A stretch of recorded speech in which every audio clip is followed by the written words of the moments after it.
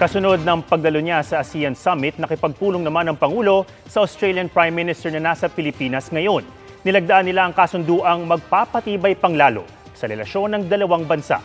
Nakatutok si Ian Cruz. Ngayon lang muli may dumalaw na head of state ng bansang Australia sa Pilipinas sa nakalipas na 20 taon.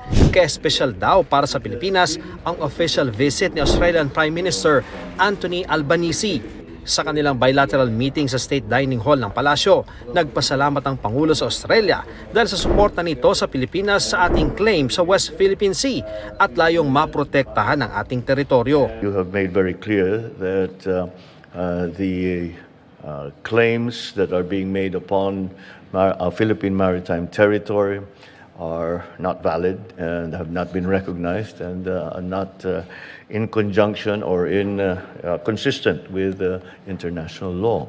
Australia does support, as I said, at the East Asia Summit, the 2016 South China Sea Arbitral Award. That is final and it's binding, and it's important that be upheld going forward. 2003 pa nang huling bumisita ang isang Australian Prime Minister dito sa Pilipinas at sa pag-uusap ngayon dito sa Malacanang ni na Pangulong Bongbong Marcos at Prime Minister Anthony Albanese, inaasahang kabilang sa matatalakay ang aspeto ng maritime security at defense cooperation. 77 taon na ang relasyon ng Pilipinas at Australia na ikalawa sa pinakamalaking partner ng bansa sa defense and security.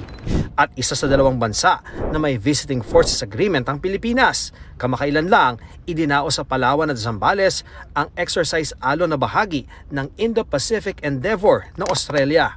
Pinirmahan ng Pangulo at Albanese ang Joint Declaration on Strategic Partnership na lalo raw magpapa-level up sa ating matibay na relasyon.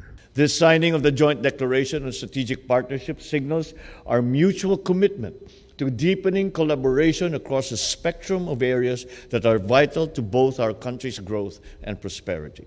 Australia is honoured to count Philippines as a close friend and from today a strategic partner. Para sa GMA Integrated News, Ian Cruz, nakatutok 24 oras. Mga kapuso, samahan nyo kaming tumutok 24 oras. Bisitahin at mag-subscribe sa GMA Integrated News sa YouTube. Sa mga kapuso abroad, bisitahin ang GMA Pinoy TV at www.gmanews.tv.